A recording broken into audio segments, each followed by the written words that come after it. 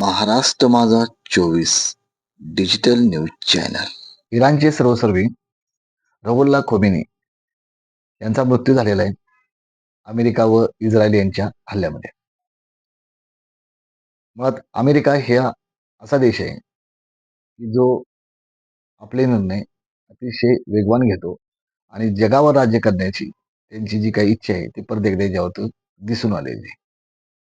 मी प्रशांत देशमुख, आपण पाहत आहे महाराष्ट्र माझा 24. आत्ताच मीडियाच्या माहितीनुसार इराणचे सर्वसर्वे खोमेनी हे मृत्युमुखी पडलेले आहेत इस्रायल आणि अमेरिकेच्या हल्ल्यामध्ये. अमेरिका हा सर्व जगावर राज्य करायचं पाहतोय आणि त्यांनी परत एकदा दर्शवून दिलेलं आहे की जो आमच्या विरोधात जाईल त्याला आम्ही अशा पद्धतीनं ठोकून काढेन. अमेरिकेने असे अनेक वेळा ऑपरेशन्स केलेले आहेत ज्याच्यामध्ये त्यांच्या देशात जाऊन बऱ्याच महत्वाच्या प्रमुख नेत्यांना त्यांनी ठार मारलेलं आहे. याच्यामध्ये काही एक दोन प्रमुख नावे असे आहेत की ज्यांनी अमेरिकेने ज्यांना मोठं केलं आणि त्यांनाच अमेरिकेने मारलं नंतर. सगळ्यात मोठं नाव म्हणजे Osama bin Laden. Osama bin लादेनला मोठं करण्यात अमेरिकाचाच हात होता. कारण 1979 ते 1989 दरम्यान सोव्हिएत रशिया आणि अफगाणिस्तान यांच्यात युद्ध सुरू होतं. त्यावेळी अमेरिका आणि सोव्हिएत युनियन म्हणजे आताची रशिया याच्यामध्ये शीतयुद्ध सुद्धा सुरू होतं. अमेरिकेला सोव्हिएत युनियनचा रशियाचा प्रभाव कमी करायचा होता, म्हणून अमेरिकेने सीआयएने अमेरिकेच्या ऑपरेशन सायक्लोन अंतर्गत अफगाण मुजाहिदीनला निधी, शस्त्रे आणि प्रशिक्षण दिले. पाकिस्तानच्या ISI मार्फत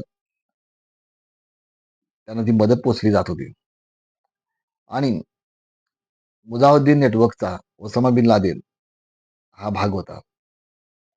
पुढे जाऊन 1988 मध्ये ओसामा बिन लादेननं अल कायदा स्थापन केलं आणि तो अमेरिकेच्या विरोधात उठला. म्हणजे याच्यावरनं तात्पर्य असं आहे की ओसामा बिन लादेनला मोठं करण्यात अमेरिकेचाच हात होता. दुसरा सर्वसर्वे सद्दाम हुसेन. इराक इराण यांच्यात युद्ध चाललं होतं 80 ते 88, 8 वर्ष चाललं. 1979 मध्ये इराणमध्ये इस्लामिक क्रांती झाली आणि खोमेनी सत्तेत आले. अमेरिकेला इराणमधील नवीन इस्लामिक सरकारचा प्रभाव रोखण्यासाठी अमेरिका तेथील शहा यांना मदत करत होते. तसेच इराणचा प्रभाव रोखण्यासाठी इराकलाही गुप्त माहिती अमेरिका देत होती. आर्थिक कर्ज, काही तांत्रिक मदत ही अमेरिकेनं इराकला केलेली आहे. 1983 मध्ये डोनाल्ड रम्सफेल्ड यांनी बगदादला थेट भेटही दिली होती. त्यामुळे सद्दाम हुसेनला मोठं करण्यात अमेरिकेचाच हात होता. इराणचं कुठंतरी अस्तित्व किंवा प्रभाव कमी करण्यासाठी. 1990 मध्ये सद्दामने कुवेतवरती आक्रमण केलं. त्यानंतर गल्फ वॉर झालं, सगळ्या जगाला माहिती आहे 1991 मध्ये, आणि 2003 मध्ये अमेरिकेनं सद्दाम हुसेनचाही पाडाव केला. खोमेनी यांना मारण्यात, यांचा प्रभाव कमी करण्यासाठी अमेरिकेनं मोठं ऑपरेशन केलं असं म्हटलं तरी आता वावगं ठरणार नाही आणि त्यांचा मृत्यू झालेला आहे.